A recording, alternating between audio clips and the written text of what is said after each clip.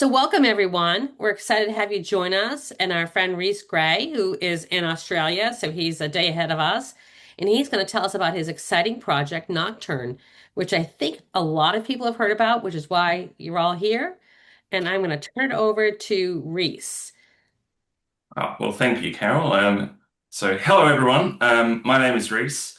I'd just like to start off by firstly thanking Carol for setting all this up. It's much appreciated. I wouldn't be very good at organizing people, so I'm glad that somebody else can do it for me. I'd also like to acknowledge that I'm presenting on the land of the Palawa Tasmanian Aboriginal people whose sovereignty was never ceded. Today I'm going to be talking about Nocturne, which is an application that I have been developing for a while now. I like to think of it as the evolution of Nightscout. So first, a little bit about me. I was diagnosed about 5 weeks before my honeymoon to New Zealand, and I very soon learnt all about carb counting. I don't think I even knew what a carb was before. And I also learnt how much airports suck. But another part of that was that I quickly was like, okay, I really need to figure out how to get on top of this. And my doctor put me on the Dexcom G6, and then I discovered that it wasn't compatible with my phone, which was a bummer because I had literally just bought it.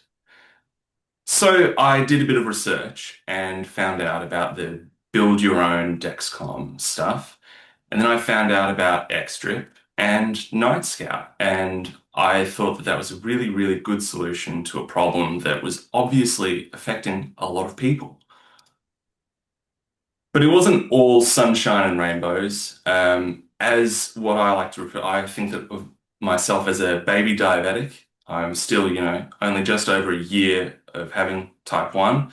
So there's a lot that I don't know about diabetes, and I found setting up Night Scout to be really overwhelming and a bit confusing. What is an eye age? How is that different from a cage? What's a sage? I don't know. Lots of things like that, terminology that's just a little bit too difficult. And then there was stuff like getting the data that I wanted into the application. I, because I'm a software developer, I was able to figure stuff out, but it was a little bit tricky getting like my data from MyFitnessPal through into Nightscout. And yeah, I don't want to like beat down on Night Scout or bad mouth it, but I just want to show some of the problems that I've experienced with Night Scout as it is at the moment. And I also want to share a little bit about the context about why those things haven't changed and why it's, still largely as it was maybe 3 or 4 years ago. It was built over a decade ago, and there are some choices that were made when it was first being like actively developed, when it was, 2014, whatever it was. And those choices, like using MongoDB, have quite long-reaching impacts, and things that were, the latest and greatest then might not necessarily be how we would build it if it was being built from scratch today. And it's difficult because we want to build the best possible um, CGM in the cloud that we can.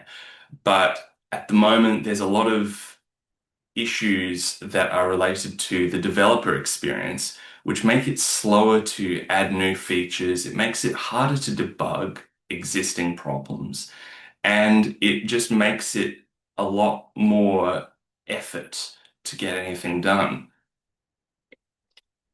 Okay, so why don't you just fix it? Yeah, I mean, I've identified that there are some problems, and why not just contribute to the original Night Scout project? Why am I presenting Nocturne and not Night Scout V2? That is a really good question, and it's 100% valid. The problem is that Night Scout is medical technology, and we actually don't know how many people are using it.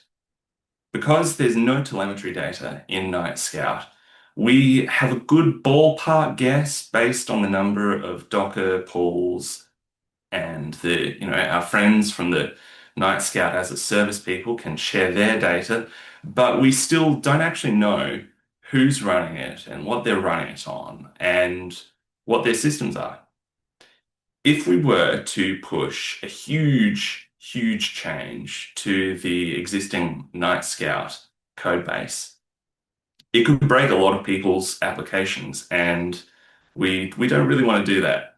They might have, somehow set up automatic updates and then, go off and live their life fantastic and free for 5, 7, 10 years.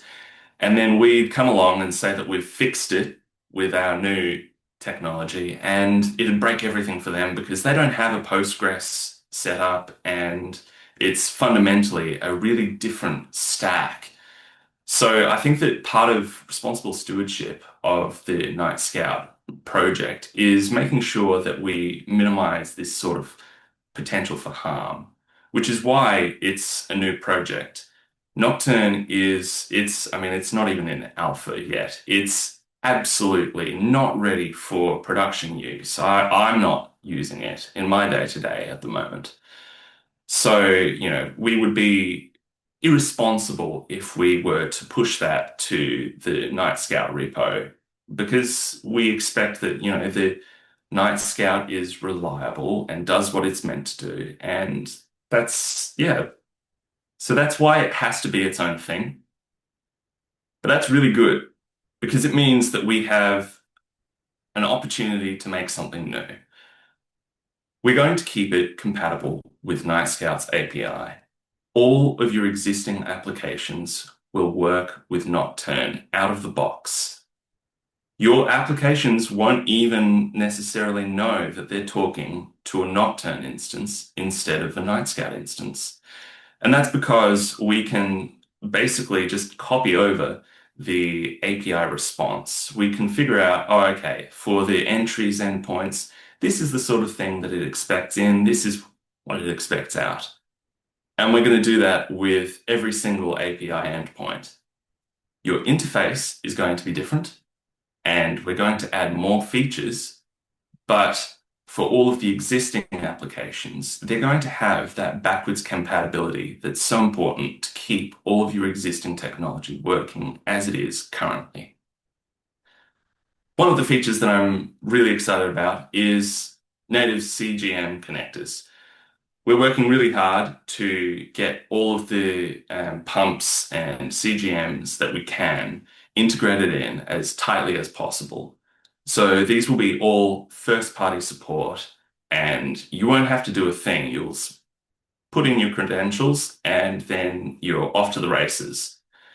We'll have deduplication so that you can add your Dexcom and then also Xstrip and maybe Night Scout, and you don't have to worry about, oh, did I disable the bolus data on that one? It's all going to just collapse neatly into a single authoritative truth. One of the other things that I'm excited about, this is just an example, is I've got this idea of trackers, the IAGE, CAGE, SAGE that I was talking about before. That's really great, but it's also a little bit tricky if you're like me. I've got both steel cannulas and Teflon cannulas, which have different times. Like I'm allowed to have the steel one in for 48 hours and the Teflon one in for 72. And I find it really difficult to remember which one I've got in. So one of the things that I've got here is the trackers will basically let you define something that you need to be reminded about, and you can then have it automatically give you little reminders, and it'll work hopefully a lot cleaner. And you could also use it for other things like HbA1c tests, appointments, prescriptions, anything like that. So at the moment, we are in a very, very, very, very, very not ready for production state. Don't use it for any sort of live environment. You're more than welcome to test it out though. I am tentatively hoping to get something out by June where you can use it as a sidecar alongside your Nightscout instance. And then, maybe by the end of the year, we've got something a little bit more ready for public testing. We're very, very, very committed to making sure that it's not going to break. We want it to be absolutely bulletproof. And so that's why we're being a little bit cautious with actually pinning down any specific dates or times or anything. So this is something that I came up with like last night. I was like, I should probably have a timeline. I don't know, maybe June. That sounds good. June sounds good. Why not? So don't take this as gospel.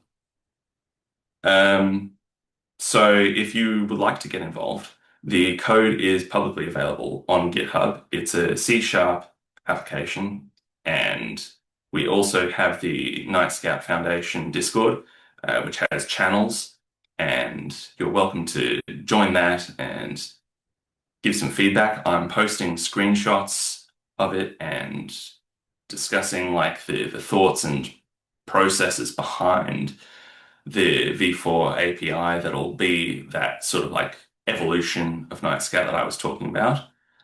And yeah, so I mean, I have intentionally kept this a very, very short presentation. I just wanted to give the rough overview because I'm sure that everyone is going to have lots of questions. So if anyone has any, let's figure it out now. What do we have? What about the commercial CGM vendors that don't like multiple users logging in via the same IP addresses?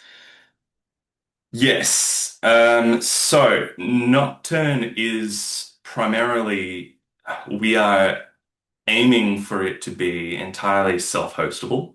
I am setting up multi-tenancy to enable Nocturne as a service providers.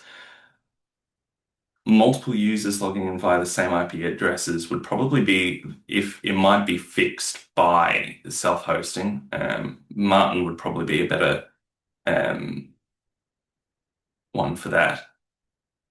Can we see what the GUI would look like? Ooh, that's a good question. I've only got the ones from the other day that I posted. So these are just some screenshots. Um,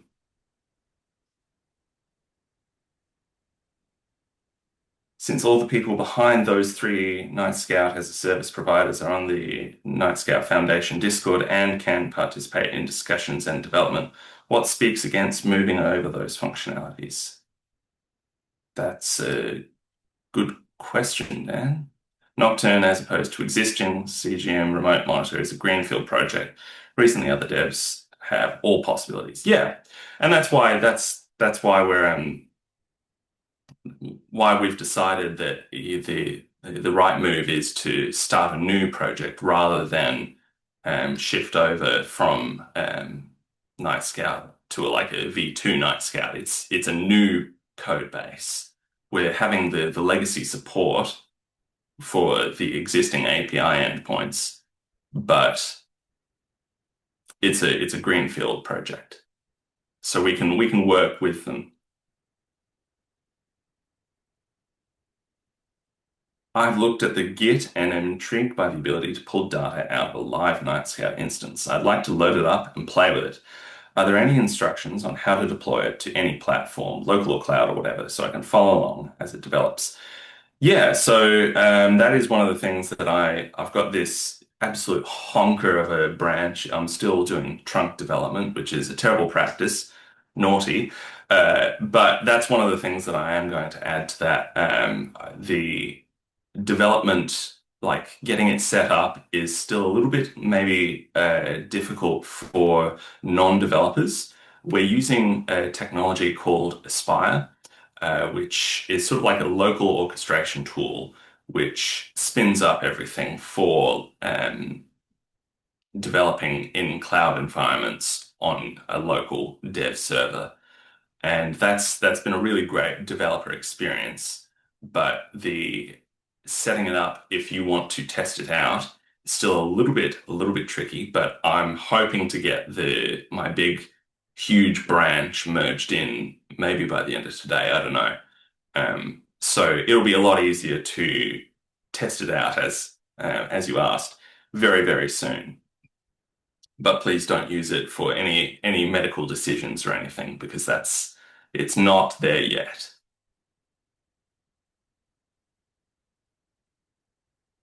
Version mismatch issues. Okay, yeah. Yes. Yeah, yeah. And so this is one of the benefits. Dylan said that Copilot in VS Code was able to help me get it set up in a local environment.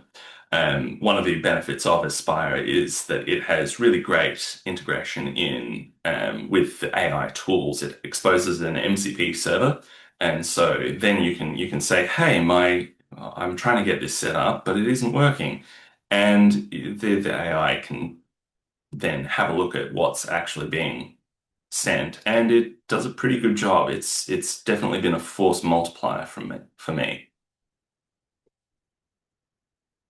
Stoltenberg says the trend currently is to choose Nightscout as a service from T1 PAL, Nightscout Pro, NS10BE, and the likes. Today, these services seem to have a much larger amount of users/loopers than the self-hosting alternative.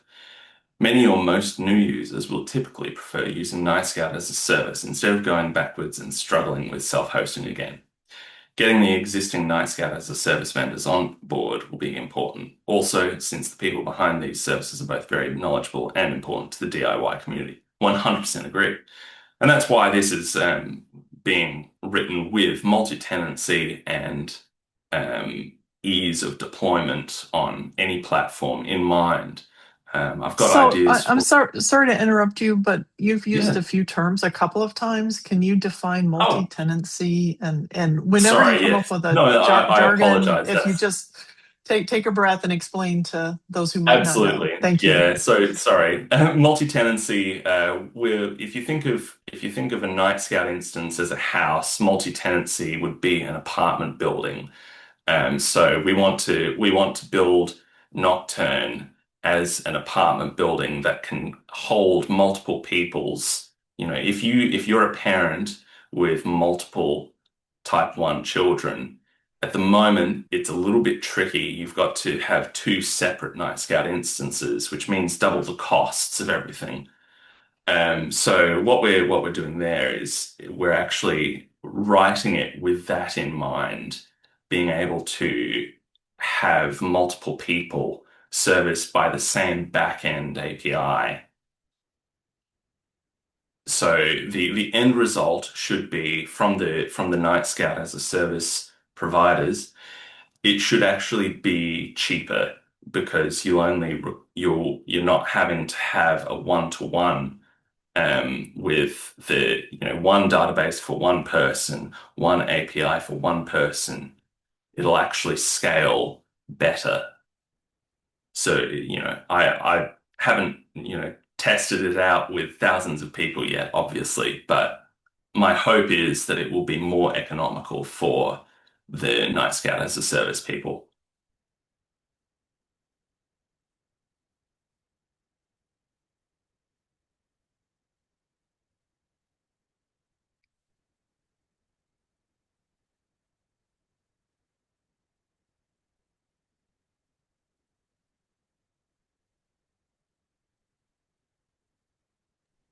So Joanne had a question about EverSense 365. Good question. Let me just find that. Where is it? It is the very first Advanced question, I 365. believe. Oh wow, there we go. Yeah. Okay. I haven't seen any connectors for EverSense. It sounds um I mean it all depends on how they handle their data. Um and whether they expose any sort of methods for us getting it where, Would you like to be connected with we connected with, With sorry, what? with the Senseonics Eversense team? if they're open to this sort of, if they're open to Yeah. We are connected a with Right. them. So partnership. We have a yeah. meeting So scheduled with them at 8:30. yeah. So there's two parts to that. One is there is actively for at least for iOS and I think for AAPS an EverSense plugin, so that when you like right now, Joanne is I'm pretty sure using EverSense with Trio, and so in that Okay. sense, the EverSense value gets uploaded from Trio because EverSense transmitters can only connect to one device at a time. So you're either Mm, connected to the official EverSense app, and I'm sure they have servers. I guess I don't know. Or if you're doing open source, then you have the data built into your OS AID. So in that sense, you don't mm, need to connect to EverSense to get the data because it's coming through your OS AID app. But it's new to the OS AID environment because the engineers at Senseonics are working with open source people to make it available. But they are mm. running as of this month with Twist. So they've made that effort, and it has some Yeah. interesting differences in the transmitter for Twist. Mm. Oh, okay. But it's still the Twist app is getting the data directly from the transmitter, I'm sure. Yeah. Anyway, that's maybe a little too detailed. Yeah, that's it. We basically Nocturne, because it's replacing Night Scout, it doesn't necessarily talk directly to CGMs. It can talk to, if there's a CGM cloud service like the, Dexcom Share Freestyle, then it, can talk to those, but we don't have a direct Bluetooth connection to use. So it'll entirely depend on that. However, if you can get it into something like Trio, then we love Trio, so we'll be able to do that easy. And part of my Yeah, job so will be it's making in yeah. And yeah, and part of my okay. job with Nocturne will be making Trio and Android APS and Loops lives easier. So we want to make Mhm. it easy for them to do cool stuff. Mark, And you'll fix Mac, the are there time zone any? problem, I'm sure. Yeah, yeah, oh yeah. Are there any plans to add any reports that go beyond what is available in Nightscout to give tips to users when their basal carb ISF settings are off? So there are a lot of reports that I've set up already. They aren't ready to show, but I can give you some screenshots. I'll put them in the Discord. You can see here. Um, yes, there will be more reports. No, they will not tell you that your basal is off. I don't think that it is the responsibility of an application to make medical decisions. I think that that would be irresponsible. We don't know your diabetes. Your diabetes may differ. But we do want to give you the tools to be able to discuss it with your healthcare professionals and make informed decisions. One of the problems that I have with a lot of the commercial offerings is that they don't necessarily give the sorts of data that I want to see.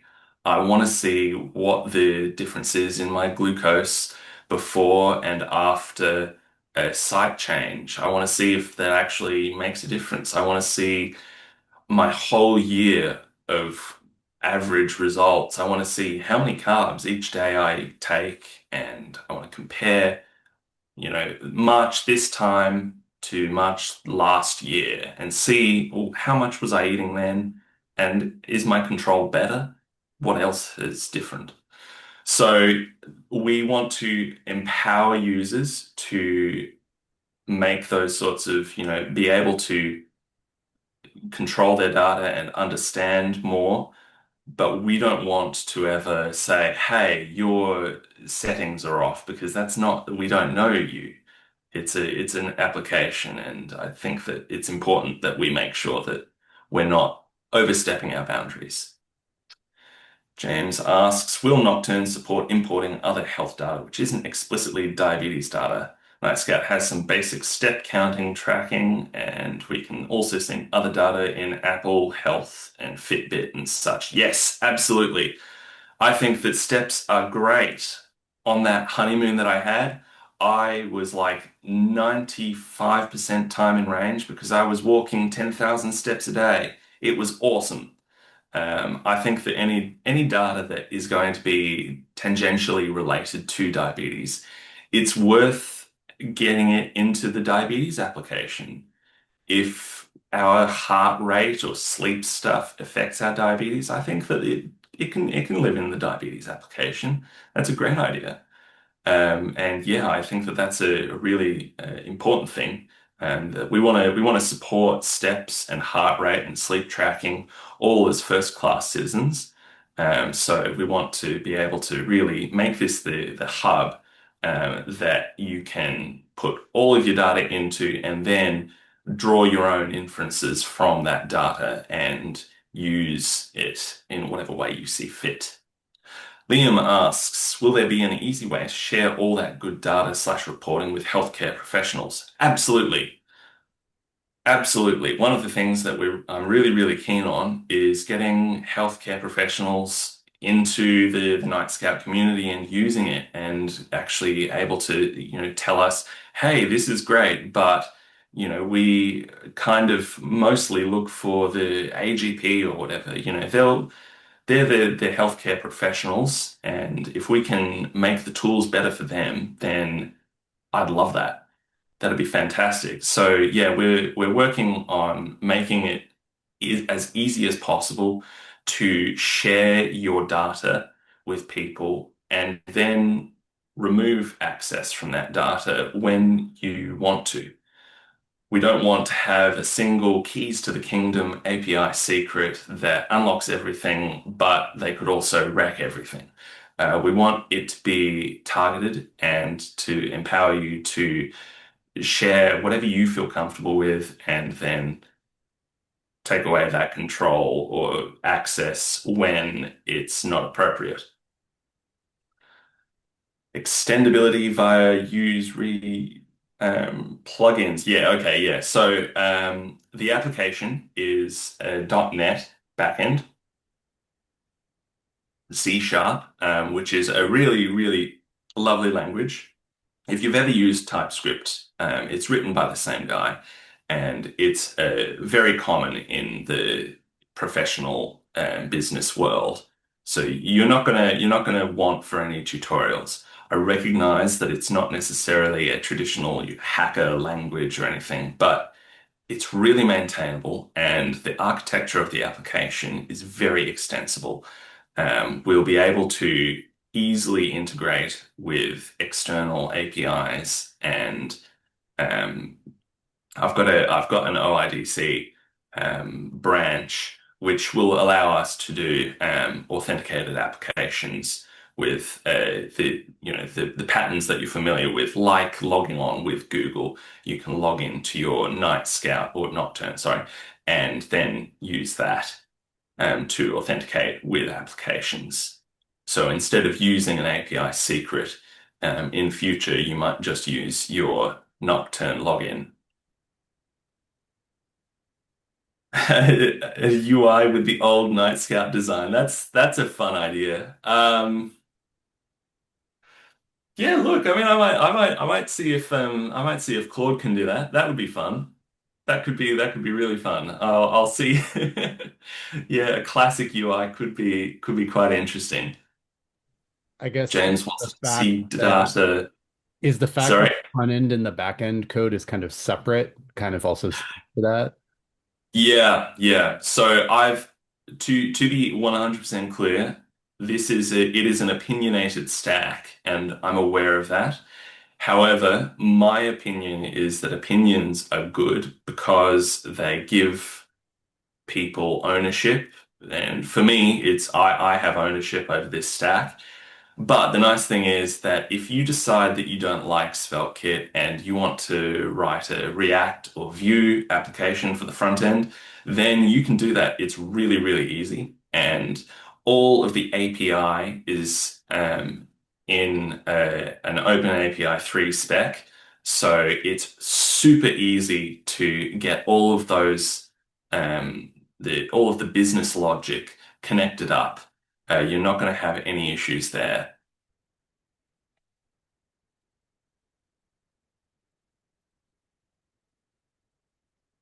Yeah, the ability to return to Home Assistant systems would be lovely.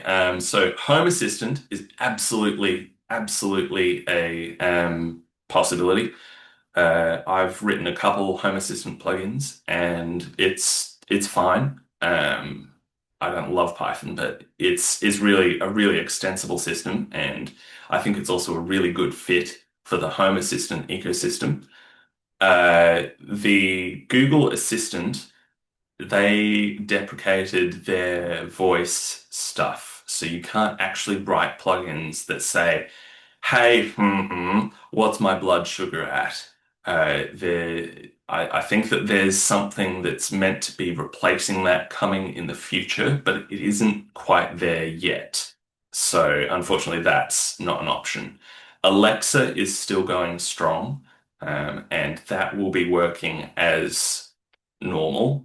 And I believe that Siri, I don't own an iPhone, but my understanding is that the shortcuts are super powerful. So it should be pretty straightforward to get it up and running. And so you could say, hey Siri, what's my blood glucose? Apologies if that just set anybody off.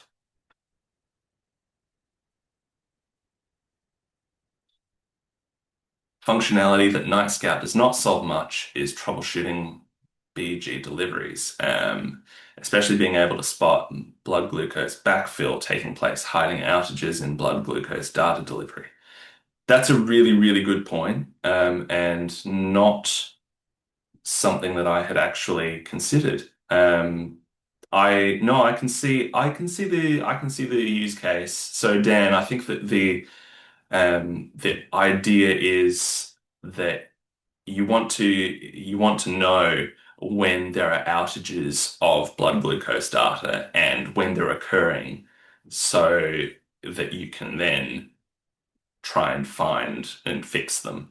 But they're covered up by the catch up that the Dexcom does. That's a really good Yeah, so you idea. basically, yeah, the problem is that your loop system, your closed loop system is not looping during the outages. Yeah, But then yeah. when it gets backfilled, it looks like it was there all along. And you may, It looks like yeah, there's no there's problem. subtle It's changes. Yeah, gaslighting you. yeah, Yeah, it thinks that it's yeah, showing you, hey, no, nothing was wrong at all. What are you talking about? yep, yep. But you On a can It's technical clearly see level, that the, On a go ahead. technical level, I can speak to the fact that I think Android APS, not Android APS, I think Xstrip for G6, G5, G7s does put a like backfill in the like source type field of the okay. EV reading in Nightscout. It might Cool. be one of the 800 options, but I'm not sure it's Mm, default, but like that is yeah. something it can do. So there might be existing machinery you can lean on there. Yeah, that's okay. Thanks for telling me about that, James. But that's a really good point. And I'm glad that you brought that up, because one of the things that I really would like Nocturne to be able to do is provide an absolutely fully auditable source for all of your, diabetes stuff. If you want to be able to figure out what was going on, and why there was a bolus at, 2 o'clock on, 6 months ago, we want to be able to show, oh, these are the decisions that went into that, and this is what the algorithm was doing at that time. And at the moment, it's absolutely doable, but the ergonomics aren't great, and there's some gaps in that traceability, like the backfill not necessarily getting flagged.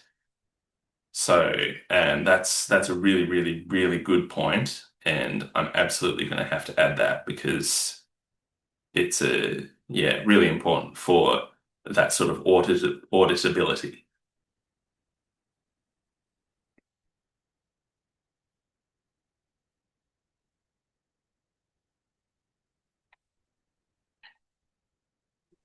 To be fair, though, you might really have a hard time knowing that when the OSIDs actually did the party that is uploading glucose readings.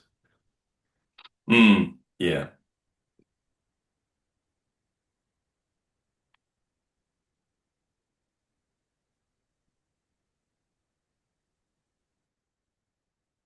Is it okay for feature requests, etc., to use AI for writing bug reports? Yeah.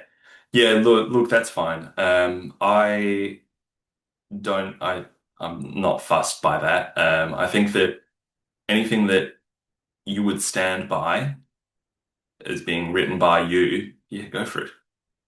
I used AI for the slideshow. I can't be too much of a hypocrite.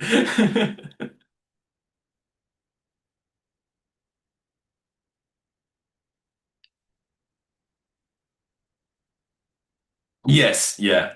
So full disclosure, I'm not actually on an OSI AID pump at the moment. I'm using the IPSO, which is actually supported by Nocturne. We've got it talking to my life, but it does mean that I have to do a little bit of fossicking about code bases that I'm not familiar with to see how to support Trio and Loop and Android APS.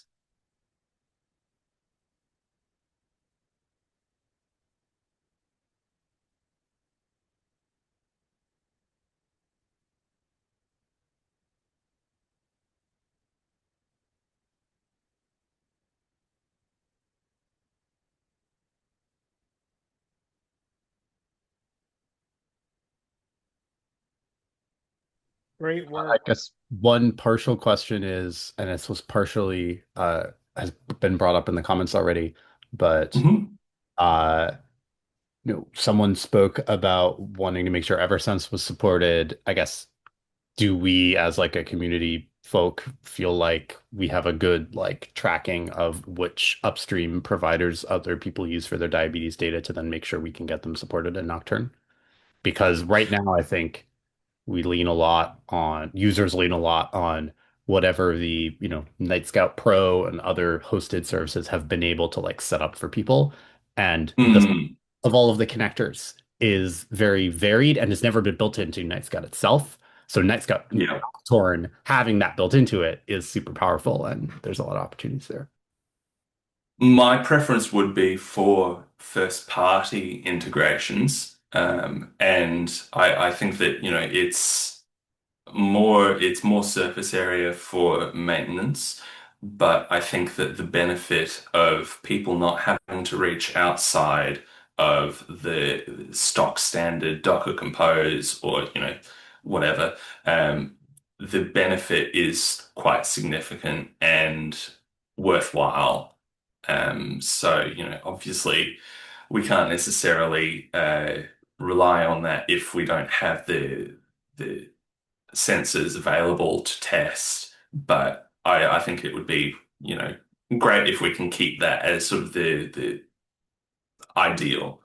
Like I think that the big focus that I have on Nocturne is that it should be making things easier and having to set up another thing for your specific pump or your specific CGM. Yeah, we want to avoid that and make sure that we're supporting the majority of people.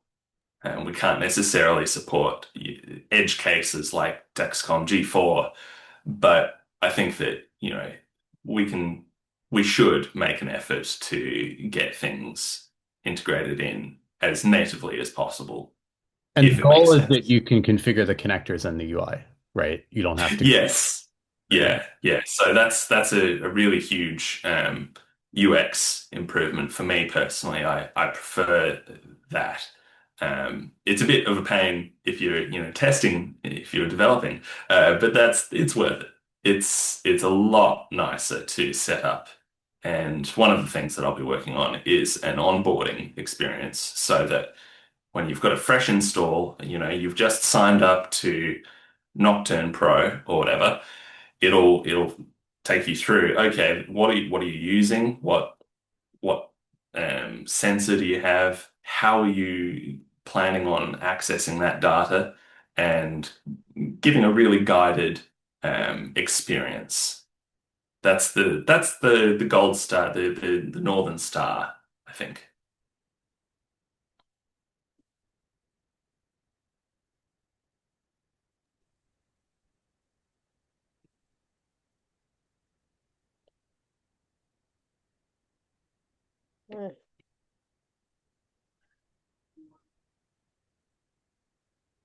Are there any more questions? I mean, it's exciting Yes, to think. Dan's got some. Oh, of course Dan's he got does. some. Okay, yes. So Dan is asking open API based docs. Yes. So we've got Scalar running and it produces quite beautiful documentation. And it's all, I think I've actually got it producing either a warning or an error if I don't add docs to any external stuff. So it should be absolutely end-to-end documented API stuff. WebSocket support, yes. So we're using Signal R, which is the Microsoft WebSocket stuff.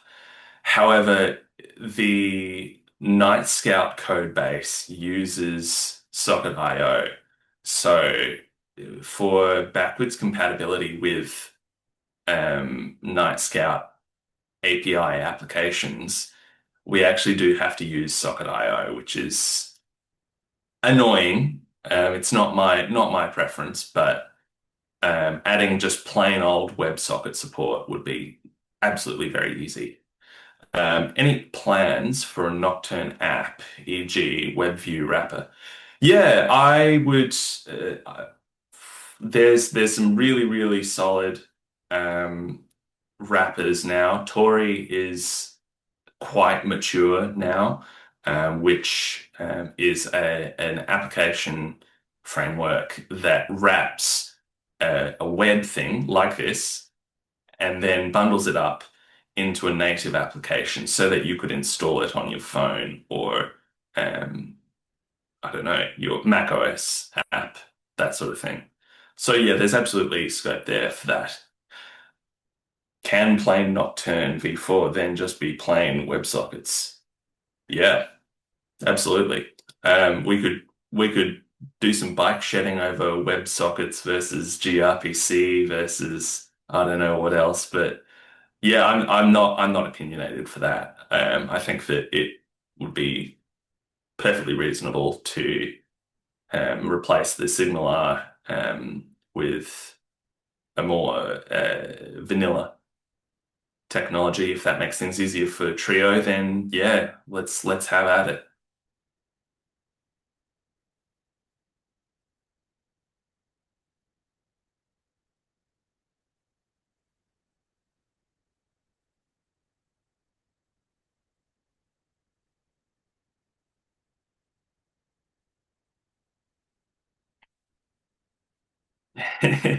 Anything that isn't just push pull rest is fine. Yes, I agree. Yeah. And James, your comment about supporting newbie loopers, one of the things that we get for free with .NET is quite deep integration with um, uh, open telemetry. So we've got lots and lots and lots of tools to allow us to remotely debug. We can set that up. I'll set that up at some point. But it should make remote tech support a little bit easier because we'll be able to query what's going on a little bit more idiomatically. gRPC is a bit too enterprisey. Yeah. I mean, that's the, yeah, true. We can have options. We can build it out and see what works. Kick the tires.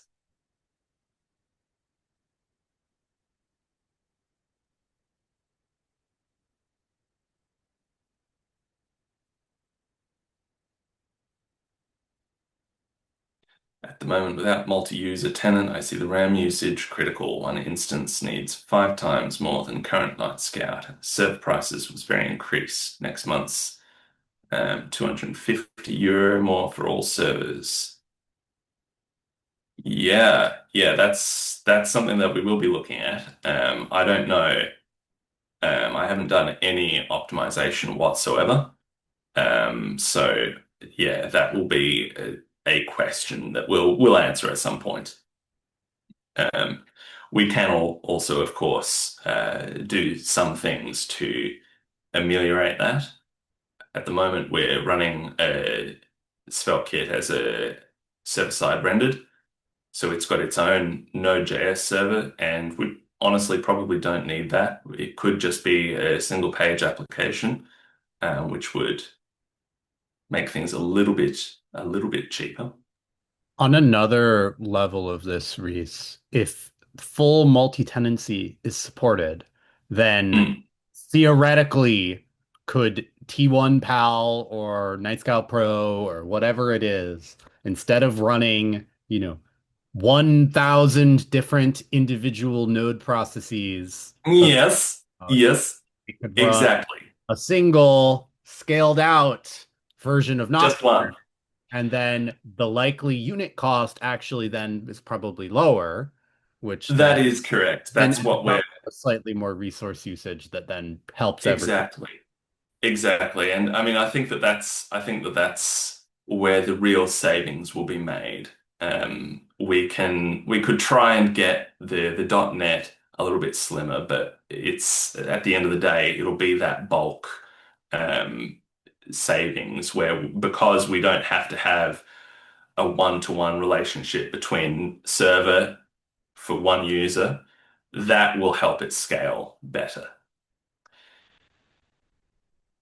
Have you done any type of load testing around database loads? Currently, there's a billion Mongo instances. I haven't tested any load testing, none at all. But I would be willing to bet that it will be better. I think it'll be a lot better. Postgres is awesome. I love relational databases. They're so good, and it'll be quicker, I hope.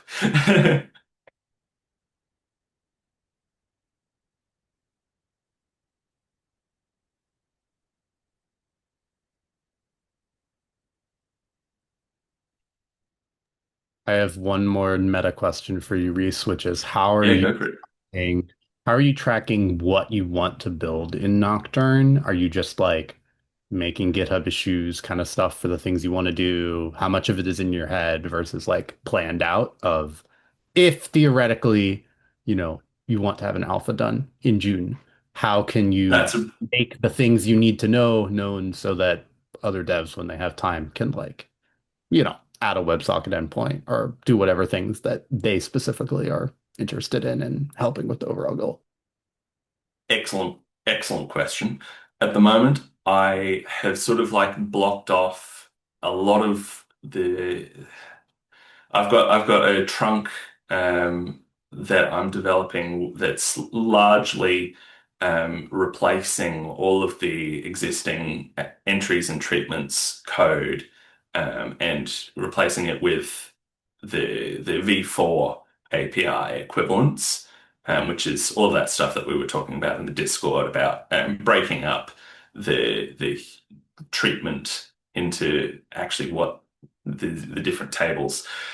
So once I've got that merged, then I'll be moving away from trunk development. And this time for sure, I'll be actually doing more scoped, feature branches, which will link one-to-one to an issue. And I'll be tracking what I want to build and milestones in GitHub. I've already got a good number of the issues that I want to address and when they need to be addressed by in GitHub. But that's my plan. I want to make as much surface area for other people to know what's going on inside my brain as possible because it's all well and good that I've got all these plans, but if you guys don't know what I'm thinking, then it stops you from developing. And that's obviously the opposite of what I want. I want you guys to help build and help contribute and give ideas. So I'll be pushing as much of that as possible into GitHub. And that's where all of the discussion about the specs will end up living. We might have, short form, rapid discussion in the Discord, but once we're out of the alpha and not moving quite as fast, we're going to be going for using GitHub for everything.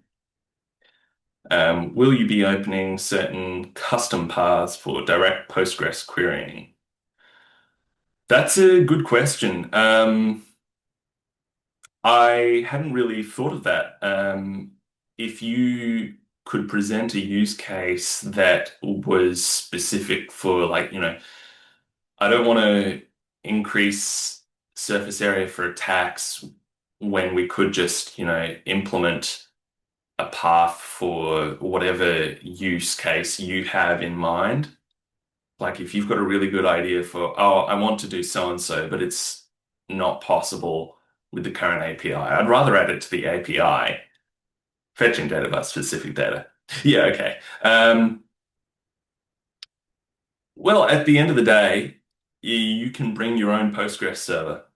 So you don't have to use the Postgres server that's provided. So you can just connect to that and do whatever you like in whatever language you like.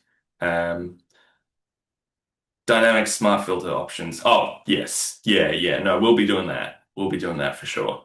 We want to keep all of the MongoDB style querying for the V1 through V3 API endpoints. So we want to make sure that all of the existing applications that ask for data and these fields and whatever, but filtered down to this time period, that should all be that should all work out of the box. But we'll have more smart filter options. Yeah, no drop table Nocturne, thanks. Yeah, that's I think not.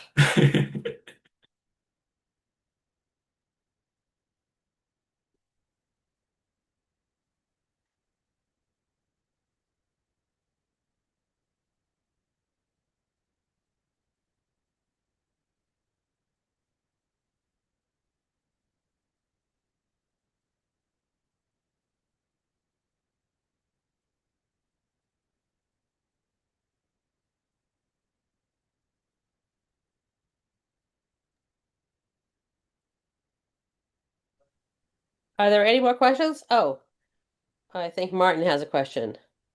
I don't know so much over .NET, but is the Postgres SQL driver replica set possible at the moment? I might have to get back to you on that one, Martin. At a guess, I would say it is possible, but I don't know for sure. I'm reasonably sure that it would be, but I cannot say for sure. Um, Certainly, there are existing .NET Aspire apps that use high availability Postgres. yes, I would assume so. That's a great question, Dan, and I really, really hope that did we get around to that? Uh, I don't know. Carol, did we get a mailing list set up? So I we think mentioned in the new sorry, we mentioned in the newsletter that you were going to set up a newsletter. Sorry, Carol, go for it. Oh no, that's exactly right. I think you've talked to Dan and the folks at the Nightscout Foundation about doing that. But for sure, Hmm, that's something that Loop and Learn can help with. We can put it in our newsletter. But our newsletter, of course, is very specific to open source. And the people who are going to be yes. interested in Nocturne are much broader than that. Mhm. Yeah. Okay, yeah. So, in that case, we'll say there's not at the moment, but you should subscribe to the Loop and Learn newsletter, and then if slash when we get our butts into gear and set up one for Nocturne, we can announce it through the Loop and Learn. Does that sound good? That's Yeah, we will definitely support you in making that happen. And there's 100%. also a Loop and Learn resources tab, and we will post it there. Let me post it now. If anyone wants to grab Okay. that, I gotta find it. Yes. If you Okay. haven't read our newsletter and you're part of the open source community, um, I hope you enjoy it. And if you haven't, you should absolutely sign up.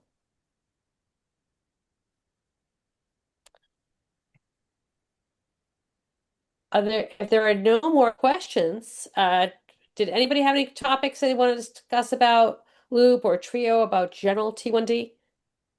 Or did you all come here to talk to Rhys like I did? I came here Yeah. specifically to hear what he had to say. All right.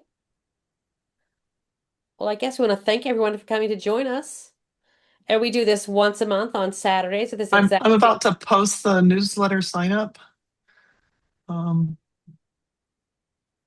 and then we can close it out. The sign up is in the chat, So we do this. Ryan. It is already? Oh my Yes. goodness. Someone Dan else beat already you. found it. Okay. So I'll we do stop this once looking. a month on a Saturday. The fourth Saturday of every month is exact same time slot. We also do this on Thursdays, the second Thursday of every month, a few hours earlier in the day, and it all gets announced in our newsletter. And I want to thank Rhys for coming and sharing the excitement about Nocturne with us. I think everybody is really looking forward to it because Nightscout is amazing and was revolutionary at the time that it came out over 10 years ago, but it is completely different from what needs are today. A live demo.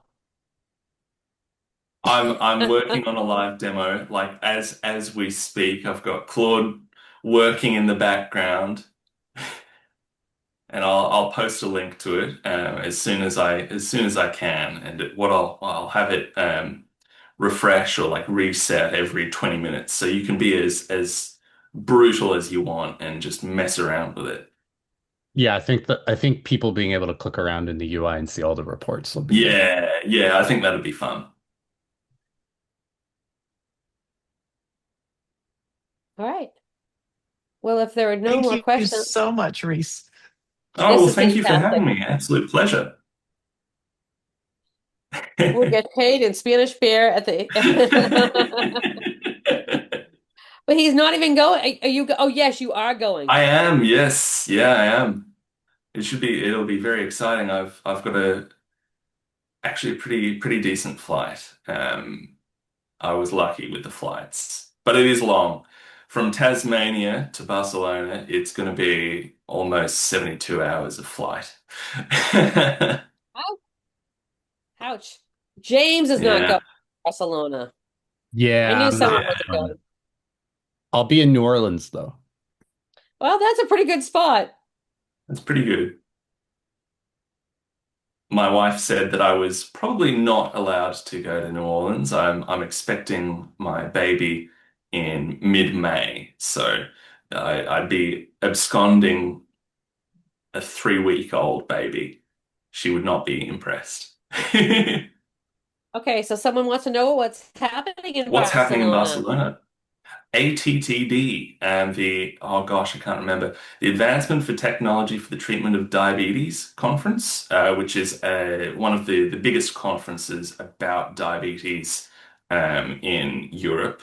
And the Nightscout Foundation, in collaboration with the DDoC Scholarship, have very graciously sent myself and Dan and 4 or 5 others over to it, and we're going to have a great time learning all about the latest and greatest in diabetes, and also maybe partaking in some Spanish beer, hopefully.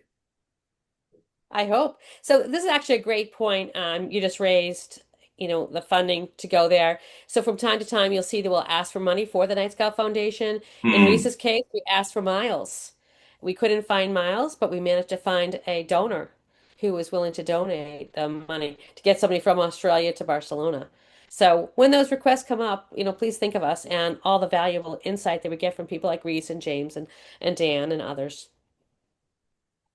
Also, the importance of having DIY people in the room with all of the researchers and the Mm, representatives from these medical companies and endocrinologists and all of that.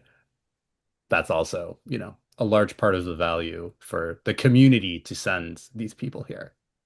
100%. absolutely. All right. Well, thank you everyone for joining us. Mary, do you have anything else to say, or Dan? Nope. Okay. Thank you. Till we meet again All next right. month. Bye, everyone. Thanks so much.